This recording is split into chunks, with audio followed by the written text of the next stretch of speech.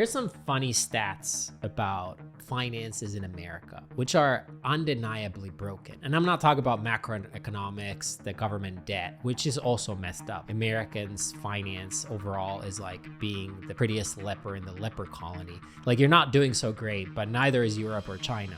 But on an individual level, like if you think about yourself, Me. Yes, you! the average American is not doing so hot.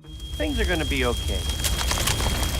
So first of all, the average American household income is a little over 100,000. On an individual level, it's usually on around 50, 60,000. There's a huge varieties between states. Depends where you live and what's your lifestyle, but average estimates on how much you need to live as a retired person is also between something around 60 to 70,000. Unfortunately, people don't have a lot of savings. More money, more problems. There was a recent study that about 65% of Americans work paycheck to paycheck. Now, I've seen a lot of numbers anywhere between 55 to 65%, but like 2/3 or almost 2/3 Americans live paycheck to paycheck. Like, there isn't any savings. At the same time, if you look at the debt that people have, is Gen X has like 150,000 of debt on average. But if you have like 100,000 of debt living paycheck to paycheck, at what point are you going to save enough that you can afford retirement?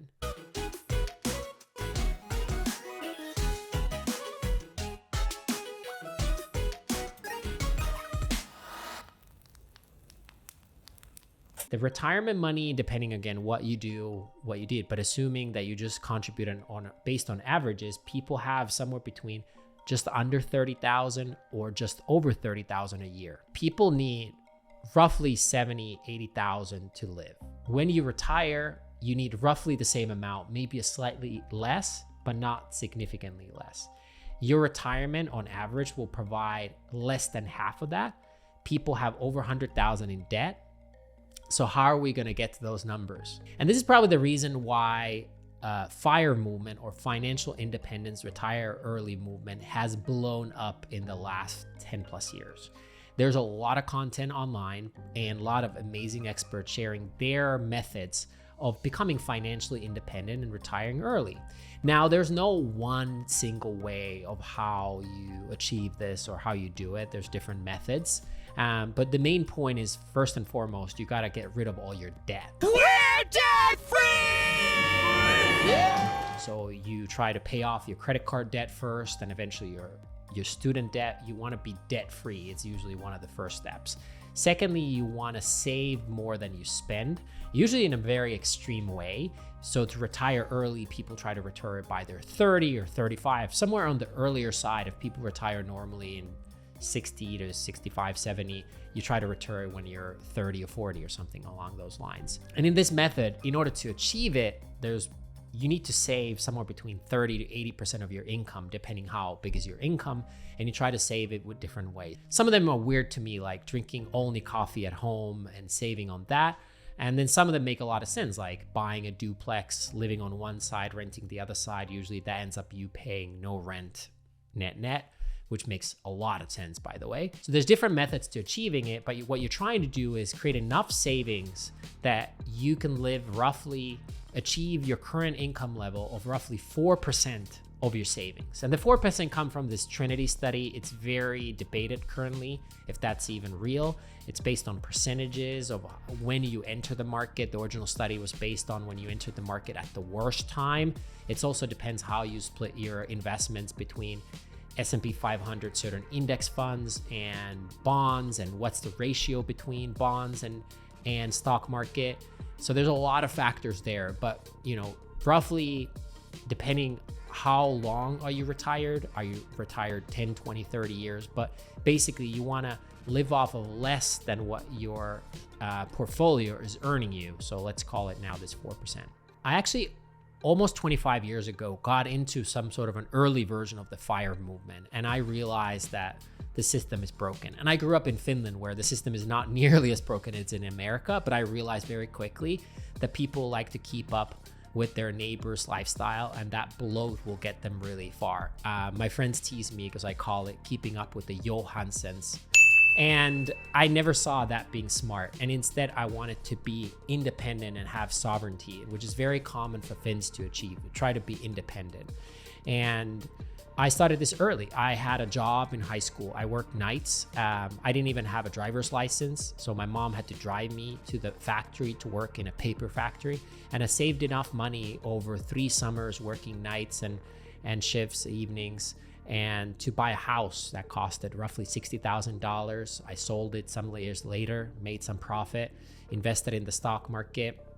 And I was living with a roommate. I was living in the living room. So we had 1-bedroom apartment with a friend of mine to save cost. And I was living in a bed in the living room and didn't have a car, bought secondhand things. I went to a gym where I could go to the gym for 10 cents per visit, which is a story for another day. But the point was that I was living very similar to the FIRE movement, and I was constantly living below my means. I think that was really helpful for me to understand what my expenses are, which is, I think, one of the best parts about the FIRE movement is that being aware. And I actually think that better than financial independence overall is financially conscious, financially aware is a better goal for you to have than independence per se. Life happens in these phases, in my own experience.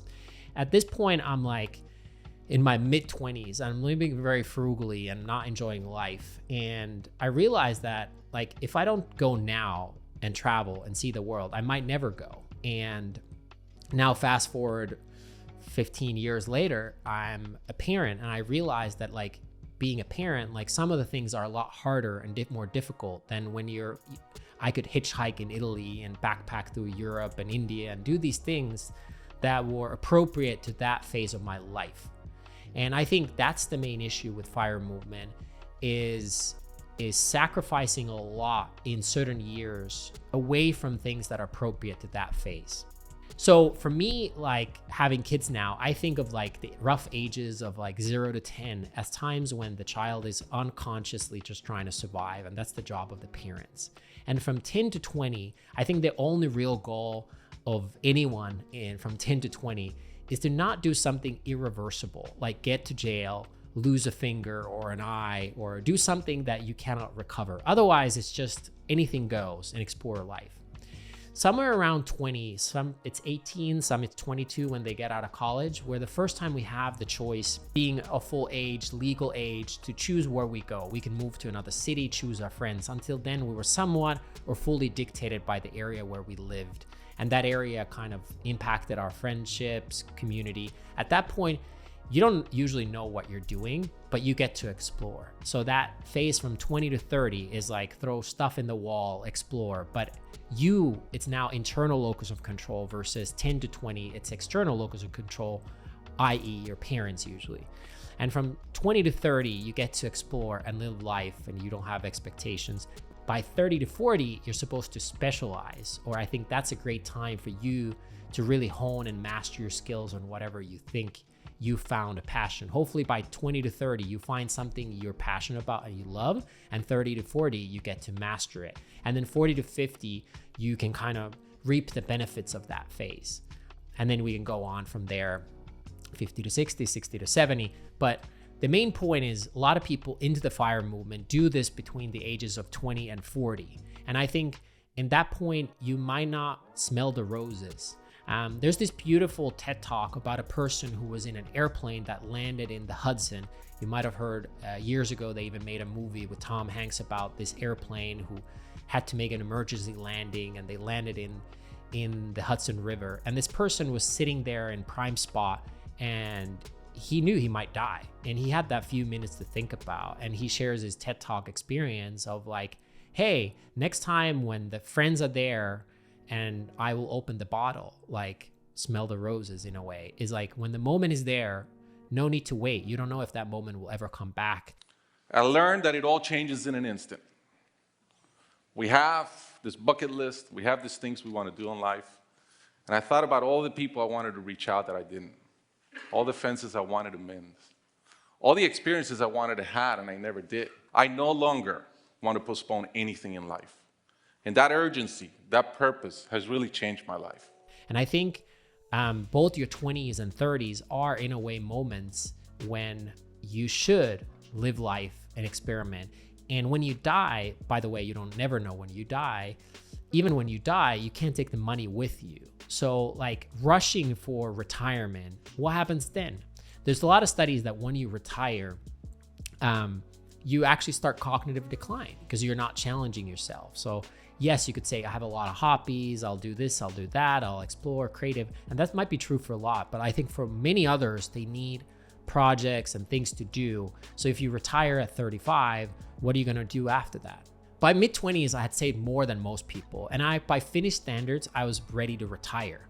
So by living frugally in Finland, where there's high taxes if you earn a lot, but if you don't, you got all these breaks, including free or low income housing, food, education. I could have gone back to school and lived for nothing. I had enough savings to live at least 10, if not 20 years comfortably in Finland. But I knew that I wanted to take that money, see the world before it's too late, explore, before I have kids, and I was still searching for myself. I didn't know what was gonna be my deep passion.